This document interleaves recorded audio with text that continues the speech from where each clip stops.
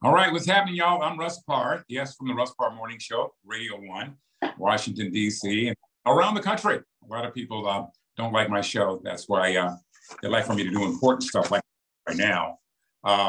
Today, we got a very special guest, Antrell Tyson, Regional Director of the U.S. Department of Health and Human Services. How you doing, Doctor? Hey, how's it going, Russ Parr? Hey, it's going great, man. I think what we're about to do here is kind of important because it can actually save lives. Because enlightening people to what's going on is the key. I want to get started. First of all, I want to thank you for joining us for another Stay Well, Stay Connected Facebook Live discussion. And of course, we like to do this because the last one we did is so wonderful. I got a lot of emails and text messages from people that saying, that was important that we do this. And we constantly keep people updated as to the changes that are going on in the world, especially when it deals to COVID. We'll be answering questions, ladies and gentlemen. You can just hit us up and we can do this, the COVID-19 educational campaign. Now let's get into this discussion right now. We're seeing an increase in COVID and cases as well as the flu, other seasonal virus, different parts of the country with the holidays and the travel. It's complicating things. How do people stay healthy during this time of the year? Great question, Russ, and thank you again for having me on today. While there is a potential for another rise in COVID cases this winter, people can stay prepared by making sure that they are up to date on their COVID protections, which means completing a primary series of a COVID vaccine from either Pfizer, Moderna, Novavax, and getting the updated vaccines when they're eligible. Now, these vaccines have proven to provide strong protections from severe illnesses, hospitalizations, and even death. And most importantly, Russ, these are free. Another thing that people can do, in addition to getting their vaccines, people can stay safe over the holidays by continuing some of the same practices that we use to get out of the pandemic in the first place, like washing your hands regularly, wearing a mask in indoor public places, especially in communities where COVID is spreading. So when you're going to visit grandma at the senior home, make sure that you're masked up to keep her safe and others. And then the third thing, Russ, is that when people feel like they may have came down with COVID and they have seen those first signs of COVID, we are recommending that people call their doctor and make sure that they have the conversation with their doctor, because we have medications that can actually treat COVID. So when taken early on, they can also work to prevent COVID hospitalizations and death. So that means that people can avoid some of the most severe effects of the disease as they stay healthy to celebrate the holidays with friends and family. Let me ask you, can everybody ask for these medications? I've had a few people that have asked doctors for the medications and say, "Oh, you don't qualify. You don't need it." Can you insist on that? Yes, you can. And in fact, if you run into a situation where you're not being provided the medication that you need, we recommend that you reach out to your regional HHS regional office and inform us, because there may need to be more education on the medical side to talk with the doctors about making sure that we are prescribing the medications, because the last thing that we want to have happen is someone have a severe illness when they requested the treatments that are essentially sitting on the shelves and we're not prescribing. So let me ask you, when somebody is seriously ill, what should they ask for? So the best way, so that I won't give you the long time, is the COVID therapeutic. Okay. If you ask for a therapeutic COVID treatment, the doctor should know exactly what you're talking about. You have to be severely ill to ask for that, or you have to positive? Oh, absolutely not. And that's the whole goal. When you first feel the first sign of a sniffle or a cough or a scratchy throat, give the doctor a call and let them know that you want the therapeutic, because the whole goal is for you not to get severely ill or severely sick. So let me ask you, Dr. Tyson, are you finding that people are not taking advantage of that? Oh, yes, absolutely. We have a significant number of therapeutics that are essentially sitting on the shelf just because people don't know that they exist. So we want to make sure that people are aware that that COVID is treatable, and there's a medication on the shelves as we speak that can help against the most severe forms of the symptoms. Now, a lot of my listeners they're vaccinated, boosted twice. I actually had a question when I told them today that I was going to be talking with you. I had a question today. They asked, how often do we need to get boosters? Because it seems like they keep coming up with boosters that's better than the last one. Should they be getting months and 2 months? So, great question. So with the updated vaccine, this vaccine is eligible. You're eligible for the vaccine if the last COVID dose you had was before September. So if you got anything prior to September, you are eligible for this updated vaccine. Now, with this updated vaccine, we anticipate that this will be the last vaccine that you will get until this time next year. So we understand that people maybe have booster fatigue or vaccination fatigue, and that's why it's so important and why we're encouraging people to get the updated vaccine so that you are protected against the original forms of the COVID virus and also the Omicron variant, which is the most prevalent variant out there today. What are they calling this new updated booster? Is it the bivalent or something like that? The bivalent, yes. And that means it helps against, the previous variant and also the current variant. Yep. And that was so I'm probably good until next year. Absolutely. Is there any I had another listener that hit me and said that has one vaccine broken out to be better than the other as opposed to Johnson & Johnson? We know about Johnson & Johnson, basically Pfizer and Moderna. Has one proven to be more effective than the other? Well, the one that you can get is the best one you got. So, yeah, we're definitely not in the business of trying to choose favorite between all the three, because there's a new one out, the Novavax. They're all efficient. They're all safe.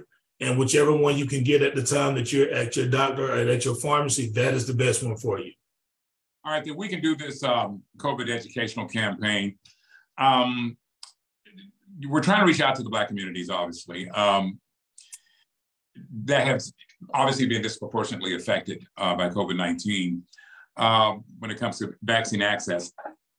They're available. I understand that we have vaccines, you just said, on the shelves, waiting to take. What is the disconnect with people in the Black community? And I don't want to make a broad statement with a big brush, but I got to tell you, there's a lot of people I know.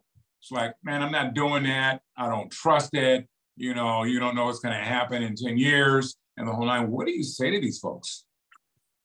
Yeah, that's a good question. And, and Russ, I'll push back actually on that, because just a few weeks ago, I was down at the Florida Classic. And when I tell you, we were bombarded by people wanting to know more about the updated vaccine.